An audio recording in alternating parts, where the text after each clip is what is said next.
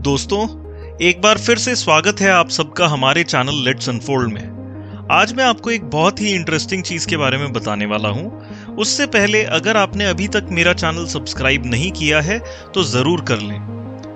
Diamonds को कहा जाता है अ गर्ल्स बेस्ट फ्रेंड, और भला क्यों ना कहा जाए, वो इतने बेशकीमती जो होते हैं। तो आज मैं आपको बताने वाला हूं कि डायमंड्स इतने एक्सपेंसिव आखिर होते क्यों हैं।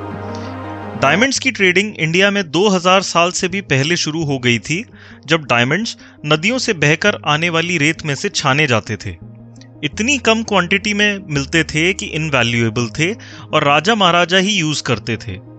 14th सेंचुरी में इंडिया से डायमंड यूरोप पहुंचाए गए और नायाब चीजों में गिने जाने लगे। 17th सेंचुरी में इंडिया में डायमंड्स की सप्लाई बहुत कम हो गई और पूरे वर्ल्ड का मेजर सोर्स ब्राजील बन गया, जहां गोल्ड माइनर्स को डायमंड्स मिलने लगे थे। ब्राजील 150 साल तक डायमंड की सप्लाई को डोमिनेट करता रहा। Modern diamond market African continent से शुरू हुई थी, जब 1866 में किम्बरले साउथ अफ्रीका में भी डायमंड्स पाए गए।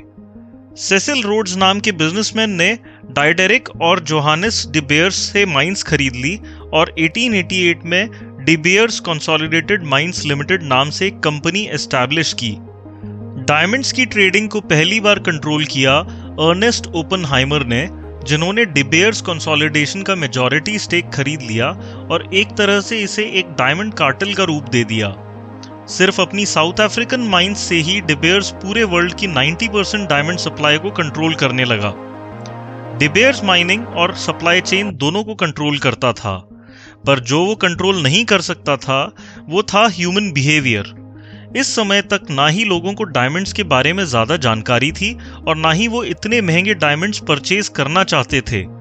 डी बेयर्स कंसोलिडेशन को ये बात जल्दी ही समझ आ गई कि उनके काम करने के तरीके में मार्केटिंग की कमी है। मार्केटिंग के लिए उन्होंने अपने समय का सबसे बड़ा इल्यूजन क्रिएट कर दिया था, दैट डायमंड्स आर रेयर। उन्होंने डायमंड्स को ऐसी स्केर्स कमोडिटी की तरह प्रेजेंट किया कि मानो वो बहुत रेयरली और मुश्किल से ही मिल सकती है। मार्केट में डायमंड्स की सप्लाई को बहुत टाइटली कंट्रोल किया गया और इस बात को सही साबित कर दिया कि डायमंड्स आर रेयर। उन्होंने 1947 में एक टैगलाइन भी बनाई, अ डायमंड इज फॉरएवर। इसके अलावा उन्होंने डायमंड्स को as an ultimate symbol of love की तरह मार्केट करना शुरू कर दिया। उन्होंने बड़े इवेंट्स में रिच फैमिलीज की विमेन से भी अपनी डायमंड ज्वेलरी शोकेस करवाई, जिससे ये स्टेटस सिंबल भी बन गए और ऐसा परसेप्शन क्रिएट होने लगा कि diamonds are a girls best friend. Diamond sight holders ऐसी कंपनीज होती हैं जो कि डी बेयर्स की global sight holders sales list में होती हैं, और ये डी बेयर्स से रफ डायमंड्स की बल्क परचेज कर सकती हैं। डी बेयर्स साल में सिर्फ 10 बार साइट्स पे डायमंड्स की सेल ऑर्गेनाइज करती थी। डी बेयर्स के पास सोल पावर थी कि एक साल में कितने डायमंड्स और किस रेट पे सेल करने हैं। डी बेयर्स ने अपने साइट होल्डर्स को टेक इट और लीव इट की अप्रोच से कंट्रोल किया, जो कि वर्चुअली पावरलेस थे। साइट होल्डर्स ना ही रेट्स को नेगोशिएट कर सकते थे और ना ही डायमंड्स को क्लोजली इंस्पेक्ट कर सकते थे। उन्हें सिर्फ बॉक्सेस ही दिखाए जाते थे और उन्हें उसी के बेस पे परचेज करना पड़ता था। डी बेयर्स किसी भी डिसएग्रीमेंट पे साइट होल्डर्स को डायमंड्स की सप्लाई करने के लिए मना कर देती थी।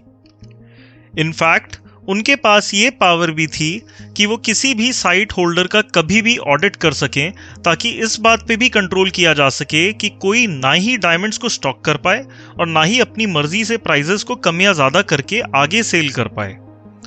1980s में डी बेयर्स की मार्केट पे फुल मोनोपोली हो गई, पर अगले 25 साल में ये मोनोपोली धीरे धीरे कम हो गई।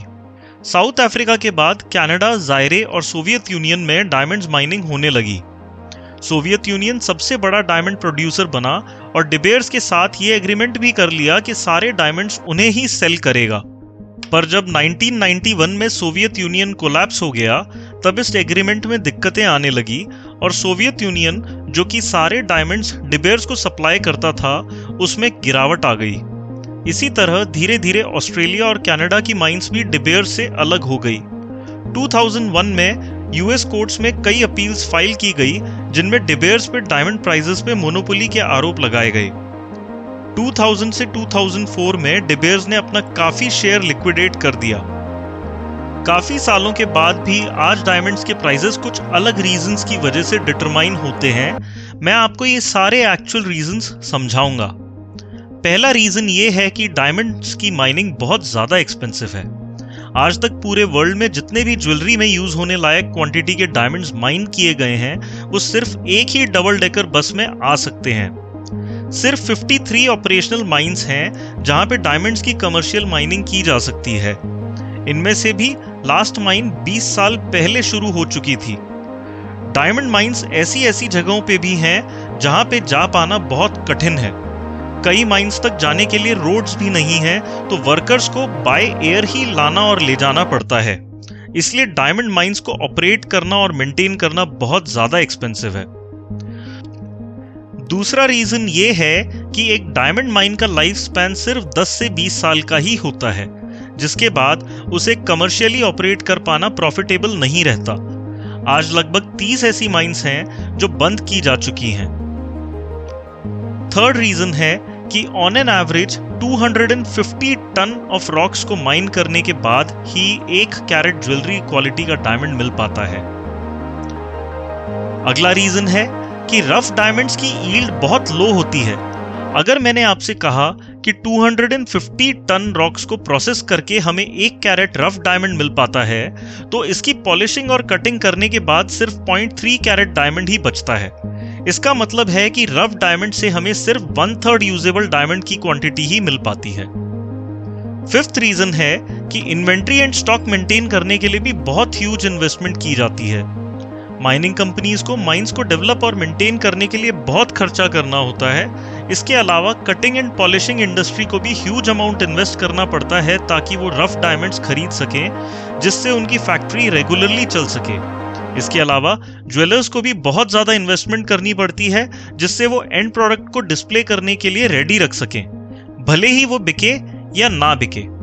बैंकिंग इंस्टीट्यूशंस डायमंड बिजनेसेस को आसानी से लोन नहीं देते, ना ही फाइनेंस करते हैं, क्योंकि उन्हें वैल्यू और रिस्क का अंदाजा ही नहीं होता।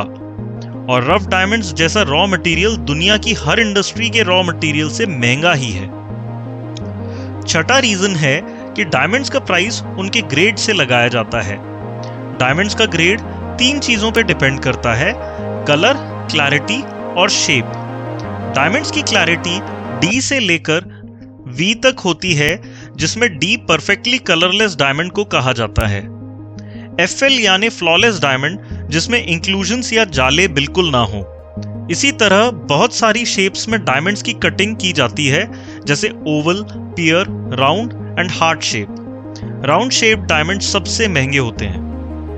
7th रीजन ये है कि क्वालिटी डायमंड्स तैयार करना बहुत कॉस्टली है, सप्लाई बहुत लिमिटेड है एंड हर कोई डायमंड्स खरीदना चाहता है, इसलिए डायमंड्स हमेशा और ज्यादा महंगे होते रहते हैं। तो ये थी दोस्तों कुछ बहुत ही इंटरेस्टिंग जानकारी डायमंड्स के बारे में। आई होप कि आपको आज का टॉपिक और दी गई जानकारी बहुत इंटरेस्टिंग लगी होगी। तो वीडियो को लाइक और शेयर जरूर करें और कमेंट सेक्शन में लिखकर हमें अपना ओपिनियन जरूर बताएं। फिर जल्द ही मिलेंगे आपसे एक और नए इंटरेस्टिंग वीडियो के साथ। Thank you.